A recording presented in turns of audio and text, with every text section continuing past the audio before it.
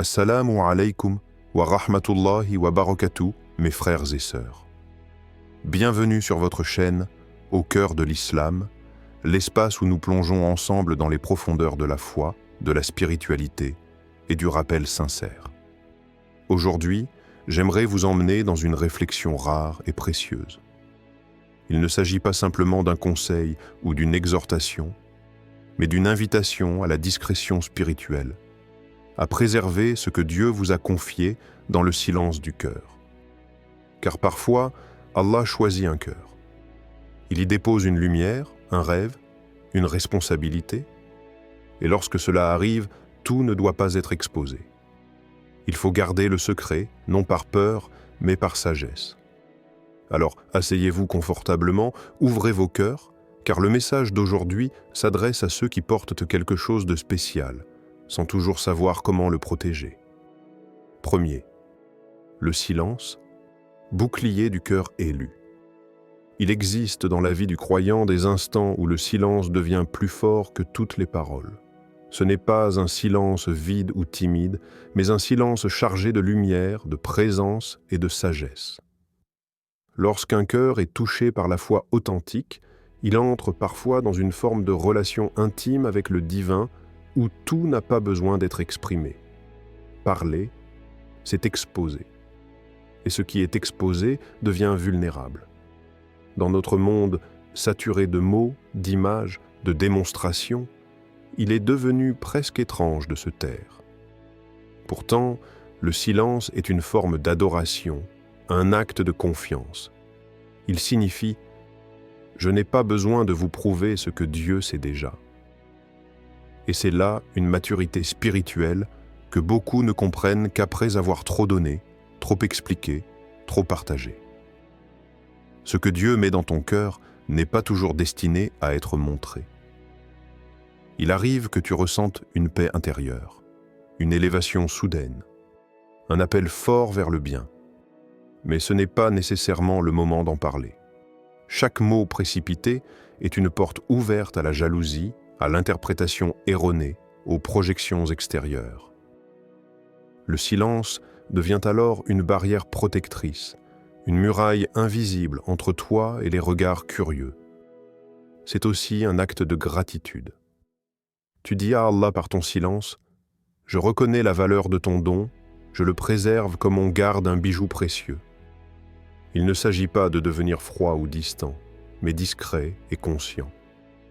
Certains dons n'ont de force que s'ils restent entre toi et Allah. Quand tu les exposes trop tôt, tu les fragilises. Les critiques, les incompréhensions, ou même les mauvaises intentions peuvent te détourner de ton chemin. Le silence est aussi une preuve de confiance en Allah. Il me voit, il me connaît, il saura quand et comment manifester ce qu'il m'a donné. Le croyant qui a compris cela ne cherche pas l'approbation des gens, il cherche l'agrément de son Seigneur. Et si tu es véritablement élu, c'est dans le silence que ta lumière grandira le mieux, pas dans le tumulte des discussions, mais dans la profondeur d'un cœur qui a compris que tout ne se dit pas et que les choses sacrées se vivent dans le secret. Deuxième, l'histoire de Youssouf, quand le silence est une sagesse prophétique. Parmi les récits les plus profonds et symboliques du Coran, il y a celui du prophète Youssouf, paix sur lui. Ce n'est pas seulement l'histoire d'un jeune homme béni par Allah, c'est un miroir spirituel dans lequel chaque croyant peut se reconnaître, surtout lorsqu'il ressent au fond de lui une faveur divine difficile à expliquer aux autres. Youssouf a vu, alors qu'il était encore enfant, un rêve extraordinaire. Les astres et le soleil se prosternaient devant lui. Un signe clair, une vision venue d'en haut, annonçant un destin grand. Mais son père, Yacoub, paix sur lui, un prophète lui aussi, ne lui a pas dit d'aller annoncer ce rêve au monde, il lui a dit de le garder pour lui. Il a compris la gravité et la puissance de ce rêve, et il a vu en même temps le danger que cela représentait. Il lui dit « Ô mon fils, ne raconte pas ta vision à tes frères, car ils pourraient comploter contre toi. » Sourate Youssouf, verset 5. Même dans sa propre famille, là où l'amour aurait dû protéger, le danger de la jalousie guettait. Voilà une première leçon. Tout le monde ne peut pas comprendre ce qu'Allah a mis en toi, même ceux qui t'aiment. Youssouf n'a pas crié son rêve, il n'en a pas fait un titre de gloire. Il l'a gardé dans son cœur. Et pourtant, malgré cette discrétion, l'épreuve est venue. Il a été trahi, jeté dans un puits, vendu comme esclave, calomnié, emprisonné. Pourquoi? Parce qu'Allah l'avait choisi. Parce que ce que tu portes en toi dérange ceux qui ne comprennent pas. Mais voici ce qui est bouleversant. Le rêve n'a jamais disparu. Il est resté vivant, silencieux, caché dans son cœur, jusqu'au jour où Allah a décidé de le réaliser. Ce récit nous enseigne que le silence ne signifie pas faiblesse ni oubli. Il signifie attente patiente. Il signifie « je laisse Allah gérer le moment de la manifestation ». Le rêve de Youssouf n'a pas été accompli malgré le silence. Il a été accompli grâce au silence. Toi aussi, tu peux porter un rêve, une intuition, une lumière, et traverser l'incompréhension, l'abandon, l'épreuve. Mais si ce rêve est de Dieu, il survivra aux tempêtes tant que tu le gardes protégé, enraciné dans ta foi. Garder le silence ne signifie pas cacher la vérité. Cela signifie laisser la vérité mûrir au rythme de Dieu, et non au rythme des hommes. Et c'est là une sagesse que peu possèdent, mais que tout croyant sincère devrait méditer à la lumière du destin de Youssouf, alayhi salam. Troisième. La parole précipitée, bénédiction en danger. Dans notre culture moderne, il faut dire tout de suite. Partager, publier, raconter. On croit que dire ce qu'on vit, ce qu'on ressent, ce qu'on projette, c'est être sincère. Et pourtant, parfois, parler trop tôt peut faire mourir ce qui n'est pas encore prêt. Beaucoup de croyants reçoivent une idée, une envie noble, une inspiration ou même une faveur particulière d'Allah. Et dans leur empressement, ils en parlent autour d'eux. Par enthousiasme, par naïveté parfois, ou par envie d'être compris. Mais ce geste peut être une erreur fatale. Pourquoi? Parce que toute bénédiction a besoin d'un temps de gestation. Ce que tu as reçu du ciel n'est peut-être pas encore prêt à vivre sous les regards de la terre. Une parole, une idée, un projet doivent d'abord prendre racine dans ton cœur, mûrir dans le silence, être renforcés dans la prière et la patience. Sinon, ils sont vulnérables. Le prophète a dit « Recherchez l'aide dans l'accomplissement de vos besoins par la discrétion, car toute personne favorisée est l'objet d'envie. » Rapporté par At-Tabarani. L'envie n'est pas toujours affichée. Elle peut naître même chez ceux qui t'aiment, qui t'écoutent avec un sourire, mais qui, en réalité, ne supportent pas ce que Dieu t'a donné. Et leur regard, leur scepticisme, leur jugement peuvent ralentir ton élan ou t'éteindre. C'est comme une graine qu'on expose trop tôt au soleil. Elle n'est pas assez forte, elle fane. Si tu veux que ce qu'Allah t'a donné porte ses fruits, laisse-le germer dans l'obscurité, dans la discrétion. Quand il sera temps, Allah lui-même le fera apparaître à la lumière. Parler trop tôt, c'est confier ton trésor à des mains incertaines. C'est ouvrir la porte à des vents qui n'étaient pas prévus dans ton épreuve. Même une vérité, dite au mauvais moment, peut devenir un poids au lieu d'être une lumière. Alors apprends à reconnaître ce que tu dois dire et ce que tu dois garder. Ce n'est pas de la peur, c'est de la sagesse. Et la sagesse, c'est de savoir quand parler, mais surtout quand se taire. Quatrième, ton lien secret avec Allah, ta vraie protection. Il y a dans la vie d'un croyant un espace que personne ne peut toucher, un lieu intérieur, invisible, que même les proches ignorent. Cet espace, c'est ton lien intime avec Allah, tissé dans le secret, renforcé dans la solitude et gardé par une sincérité que seul Dieu connaît. Tu peux vivre dans un environnement bruyant, être entouré de regards, de jugements, de distractions, mais si ce lien existe vraiment en toi, tu n'es jamais seul. Il est ton abri, ton socle, ton refuge. Il est la source silencieuse de ta stabilité dans un monde instable. Combien d'actes de foi, de prières nocturnes, de larmes sincères n'ont jamais été vues par personne. Et pourtant, ce sont souvent ces œuvres secrètes qui sont les plus lourdes dans la balance d'Allah. Le Coran dit « Invoque ton Seigneur en toute humilité et crainte et avec discrétion ». Sourate Al-A'raf, verset 55.